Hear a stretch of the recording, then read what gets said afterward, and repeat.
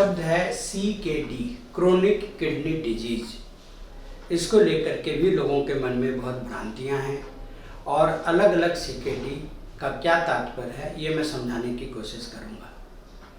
Chronic का मतलब ये हुआ कि किडनी की बीमारी काफ़ी महीनों से है, 3, 4, 5, 6 महीने पुरानी बीमारी को क्रोनिक बीमारी बोलते हैं। तो किडनी की अगर कोई भी बीमारी अगर पुरानी है तो वह CKD कैटेगरी में आ जाएगा। उदाहरण के तौर पे अगर किडनी में एक दाग लग गया किसी ज़माने में इन्फेक्शन के कारण और क्रिएटिनिन 1.3 हो गया तो यह भी CKD के ही कैटेगरी में आएगा। अब CKD के बहुत सारे स्टेजेज हैं जो GFR पे आधारित हैं। GFR का मतलब हुआ कि किडनी कितना % काम कर रही है। तो अगर आप इंटरनेट पे जाएं तो बहुत सारे GFR के स्टेजेस दिए गए हैं और अलग अलग GFR पे क्या स्टेज बोलते हैं। जैसे यहाँ पे बताया गया है कि GFR मोर देन 90 है और फिर भी किडनी में दाग है तो उसे CKD बोलेंगे। लेकिन अगर GFR घटते घटते घटते 15 के नीचे हो गया तो उसे स्टेज 5 बोल देंगे। तो CKD का मतलब हुआ कि बीमारी पुरानी है, बीमारी क्रोनिक है। अगर किडनी की साइज छोटी हो गई इसका मतलब वह अंग परमानेंट कमजोर पड़ गया है और इसमें क्रिएटिनिन का वैल्यू परमानेंट बढ़ जाता है और GFR का वैल्यू परमानेंट घट जाता है। लेकिन CKD कैसे बिहेव करेगा उस मरीज में यह निर्भर करता है कि CKD का कारण क्या है।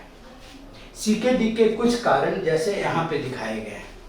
अगर डायबिटीज़ के कारण किडनी कमज़ोर पड़ी हो और आप डायबिटीज़ के प्रति समर्पित हो जाएं, जैसे डायबिटीज़ का बहुत अच्छा इलाज करने लगें, परहेज करने लगें, तो क्रिएटिनिन के बढ़ने की रफ्तार धीमी पड़ जाएगी। उसी तरह अगर ब्लड प्रेशर के कारण किडनी कमज़ोर हुई हो तो ब्लड प्रेशर हम लोग कोशिश करते हैं कि किडनी के मरीजों में नॉर्मल से भी थोड़ा कम रहे, 130/80 रहे तो अति उत्तम है और अगर उतना नीचे कर पाते हैं तो उस किडनी की लाइफ बढ़ जाएगी और क्रिएटिनिन बढ़ने की रफ्तार धीमी हो जाएगी। कभी कभी क्रोनिक किडनी डिजीज़ किसी पुराने दाग के कारण होता है। जैसे मान लीजिए कि किडनी में किसी ज़माने में ऑपरेशन हुआ हो और अब किडनी कमज़ोर है, तो ऐसा इंसान अगर अपने किडनी की रक्षा करे, रेगुलर दवा खाए, अपने शुगर BP का कंट्रोल करे, परहेज करे, तो वह क्रिएटिनिन आमतौर पे नहीं बढ़ता, किडनी सालों साल चल जाती है। लेकिन जिस वजह से किडनी कमज़ोर हो रही हो उस वजह को ही हम दूर नहीं करेंगे।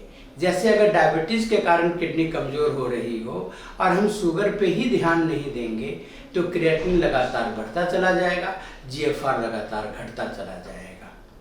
तो CKD एक ग्रुप ऑफ डिजीज है। तो CKD अगर डायबिटीज़ के कारण है इसका तात्पर्य अलग है, CKD अगर BP के कारण है तो इसका तात्पर्य अलग है, CKD अगर वस्कुलाइटिस के कारण है तो हमको वस्कुलाइटिस की दवा करनी पड़ेगी तो CKD काबू में रहेगा।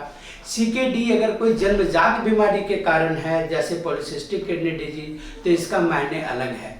आमतौर पे हम लोग गलती ये कर देते हैं कि सारे CKD को एक समूह में लेकर के एक तरीके से उसके बारे में सोचने लगते हैं और इसीलिए फंस जाते हैं। तो जब आप नेफ्रोलॉजिस्ट के पास जाते हैं तो CKD का मतलब हुआ कि किडनी पुरानी बीमारी है और किडनी कमज़ोर है। उस CKD का कारण नेफ्रोलॉजिस्ट पता करने की कोशिश करता है और उस CKD के कारण पर निर्भर करता है कि उस खास मरीज में कौन सी दवा दी जाए और कौन सा परहेज किया जाए। तो CKD को लेकर के भी एक जागरूक होने की ज़रूरत है। धन्यवाद।